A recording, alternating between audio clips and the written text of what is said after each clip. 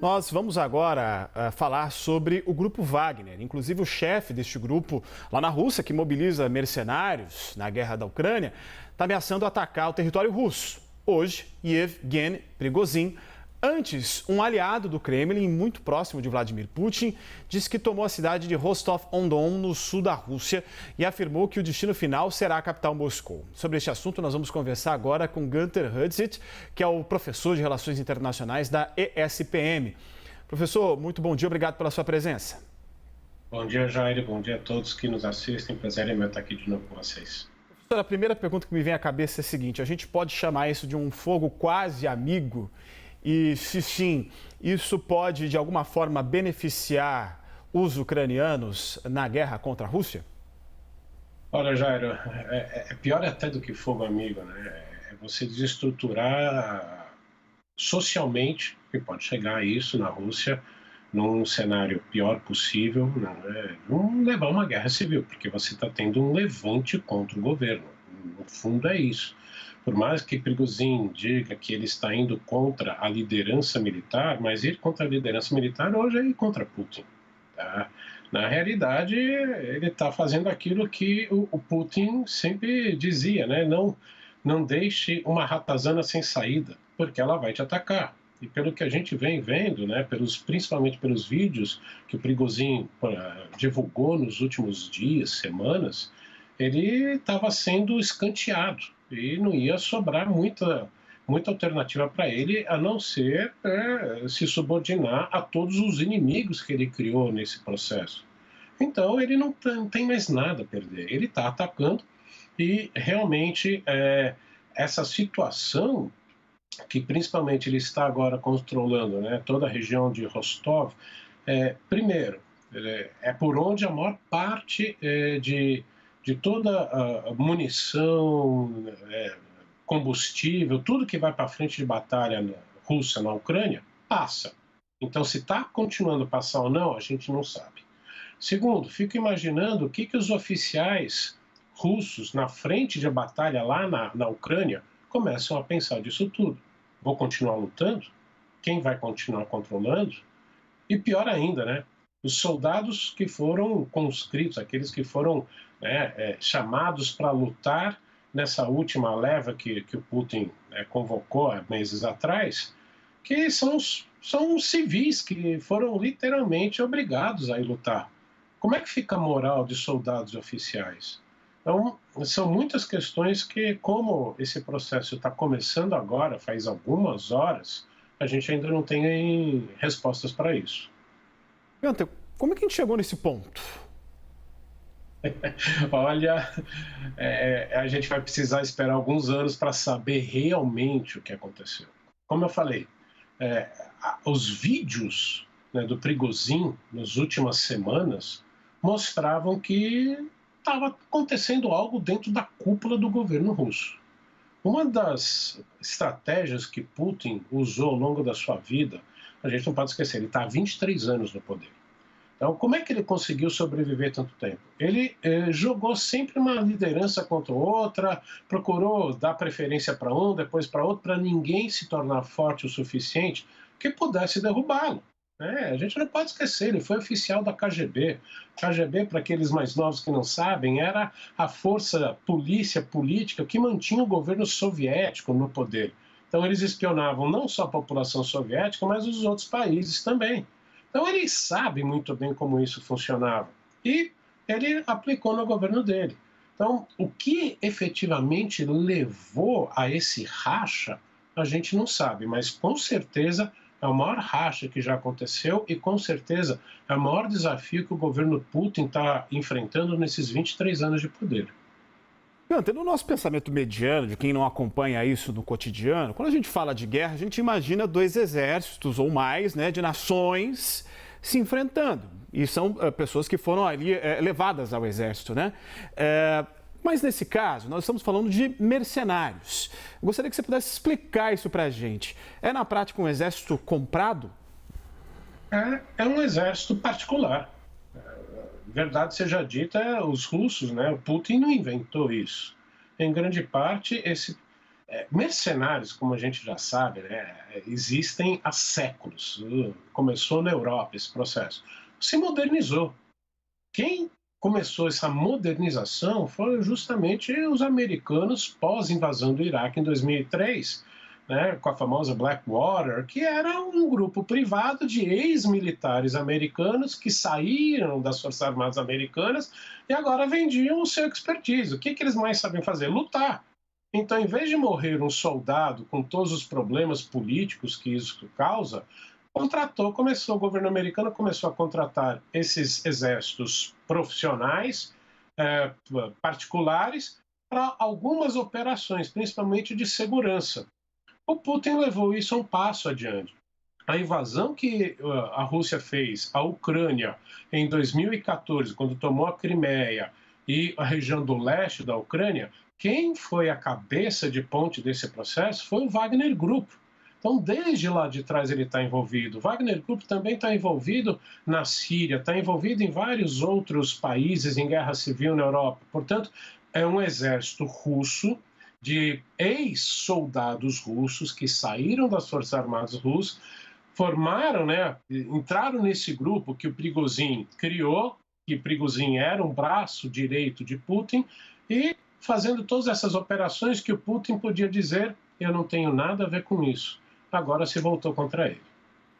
Professor, se for um exagero da minha parte, por favor, me corrija. Mas se a gente olhar, né, a Rússia em mais de 100 anos de história, da Revolução Russa para cá, a gente pode entender essa situação como uma possível ameaça à ordem estrutural parecida com o que aconteceu lá em 1918?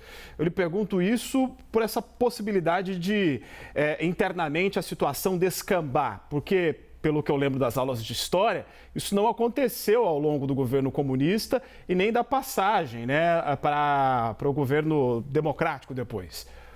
Bom, vamos lá, Jair. O primeiro ponto é que você aí caminhou na direção certa. O primeiro movimento de tentativa de golpe que aconteceu na União Soviética foi justamente na tentativa de golpe de depor Mikhail Gorbachev em agosto de 1991, que foi de 19 a 22 de agosto, que ficou durante todos esses dias um grande impasse, porque literalmente as Forças Armadas disseram: olha, isso eu não atiro contra cidadão soviético, e voltaram para os quartéis, e aí ficou um impasse, e finalmente os rebelados acabaram sendo presos. Foi o único golpe que resultou no quê?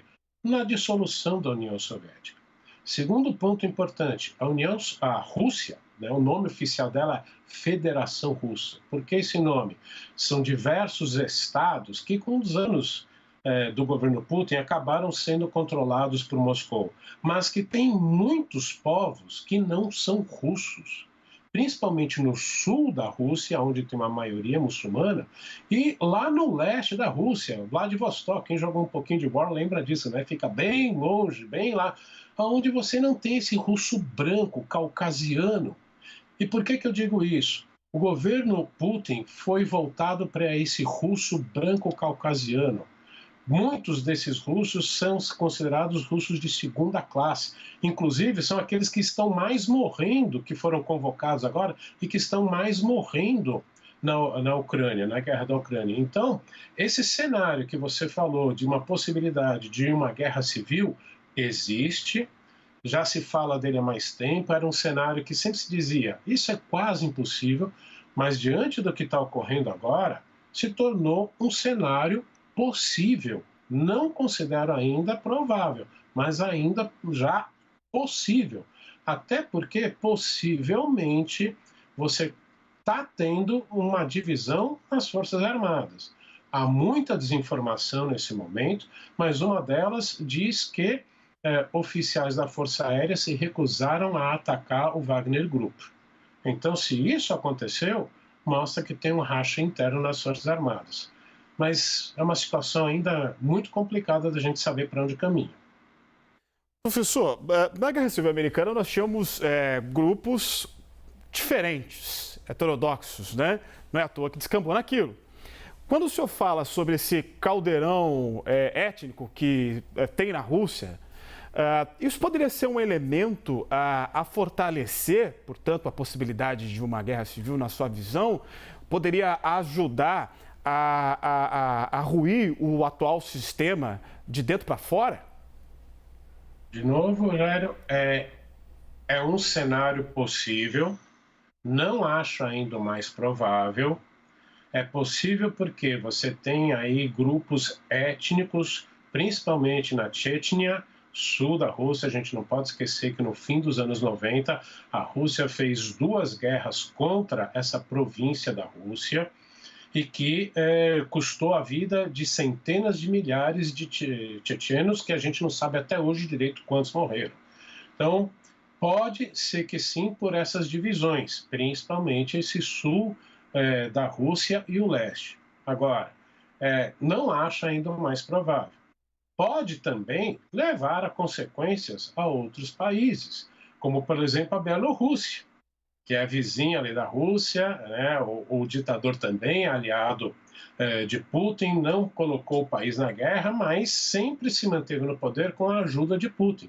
Se houver esse enfraquecimento, o Lukashenko pode cair. Então, tem muitas repercussões que podem ainda ocorrer.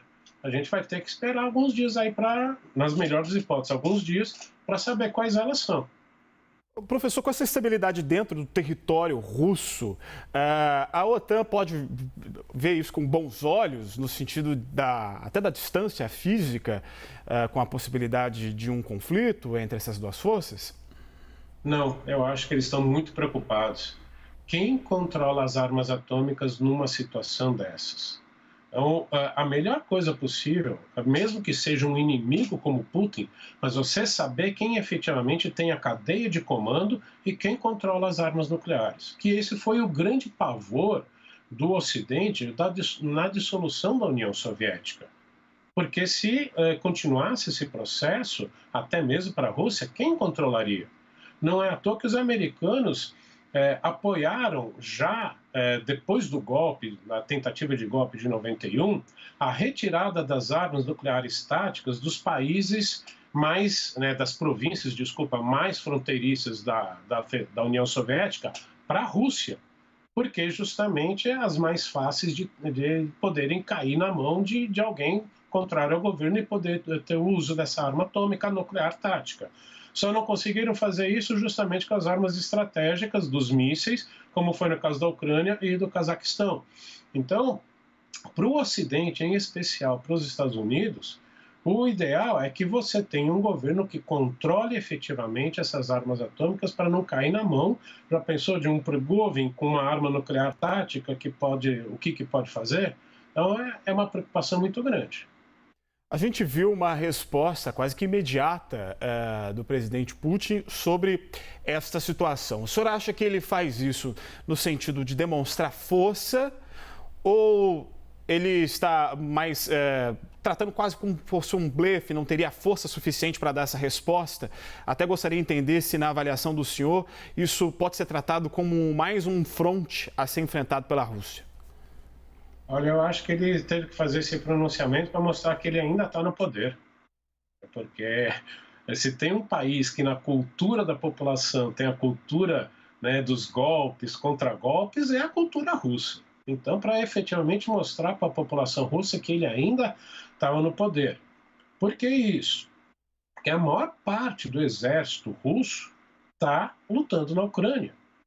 E, portanto, ele só depende agora das forças da FSB, que são as forças, né, de segurança interna da Rússia, que por mais que sejam grandes, bem preparadas, elas não são páreo para o Wagner Group, porque não só é um exército profissional, mas um exército profissional que estava nos últimos meses lutando uma guerra sangrenta na Ucrânia, principalmente na região de Bakhmut. Então você não tem melhor treinamento no mundo que efetivamente uma guerra de rua, uma guerra casa a casa praticamente. Então, as forças internas, de segurança internas, não são pares para o Wagner Group. E que, portanto, se tiver um enfrentamento desses, eles podem se dar mal. E por isso mesmo o grande receio é de você ter uma deserção de outras lideranças das forças internas e das forças armadas russas. Putin veio a público para dizer: eu ainda estou no comando do país. Professor, eu sei que a gente não está fazendo aqui exercício de futurologia, pelo amor de Deus, mas será que a gente pode, talvez futuramente, entender, com aquela distância, né, olhando os fatos da história, de que o que a gente está vendo hoje, praticamente 1 ano e 4 meses depois do início da guerra, pode ser um primeiro indício de enfraquecimento do conflito, para que talvez aquilo que algumas autoridades cobram, inclusive até o próprio presidente Lula falou recentemente sobre isso, para que os dois sentem e negociem em termos não necessariamente violentos? Olha, primeiro, essa proposta do presidente Lula não para de pé. Para quem conhece um pouquinho a dinâmica de um conflito, não para de pé. Um dos lados só senta à mesa para negociar quando sabe que está perdendo no campo de batalha, antes que perca mais, sente para negociar. Então, sim, pode levar a uma negociação se esse processo que a gente começou a assistir de ontem para cá levar ao enfraquecimento russo. E aí sim o governo russo pode vir para a mesa negociar, mas aí numa situação enfraquecida. E por isso mesmo o governo ucraniano vai se sentir tão fortalecido, e agora com apoio do Ocidente, que vai exigir mais. Mas não necessariamente que isso leve a um acordo de paz. Porque o quanto agora os ucranianos vão querer, ele está enfraquecido, vamos pedir mais. E quanto efetivamente Putin estaria disposto a ceder, sabendo que está numa situação enfraquecida. Mas como você disse, isso é um cenário, futurologia, um cenário que pode se concretizar. Vamos ter que esperar para ver. O senhor falou do apoio ocidental à Ucrânia. Agora, me vem à mente, diante do que nós estamos vendo da ação do Grupo Wagner, a China pode se posicionar, na sua opinião, de que forma em relação a isso, ou vai preferir manter uma distância? Eu acho que agora a China pode aproveitar o momento de tentar pressionar cada vez mais Putin a uma negociação de paz. Ao governo chinês, especialmente a Xi Jinping, não interessa o prolongamento dessa guerra, não interessa o recrudescimento dessa guerra, e agora não interessa a ele o enfraquecimento muito forte de Putin e muito menos a caída dele do poder, porque essa relação Rússia-China hoje é praticamente uma relação pessoal entre os dois líderes. Quem é que vai subir depois? Por mais que suba alguém que vai continuar, hoje a Rússia é o ator júnior nessa relação, que depende fundamentalmente da China, mas quem vai subir ao poder? Então, de novo, é um governo que também não gosta de incertezas, muito pelo contrário, o governo chinês gosta mais de certezas do que os ocidentais, e por isso mesmo pode aproveitar esse momento para pressionar o governo Putin a uma negociação para a paz na Ucrânia. Afinal de contas, é ruim para os negócios, não é, professor? Não só ruim para os negócios, mas ruim para a ascensão que Xi Jinping quer para a China, para ela se tornar a grande potência mundial. Porque o que está se desenhando com essa ascensão chinesa é o que a gente vê do Ocidente se contrapondo à China cada vez mais, e principalmente começou pela guerra dos chips. Você tem aí o Ocidente tentando colocar toda a economia chinesa da microeletrônica fora da esfera ocidental, fora da esfera da inovação. Então, se isso continuar, isso atrapalha muito esse projeto de longo prazo chinês de ascender como a potência hegemônica global. Nós conversamos com Günter Hödzich, professor de Relações Internacionais da ESPM. Professor, muito obrigado pela sua entrevista. Eu que agradeço. Bom dia a todos.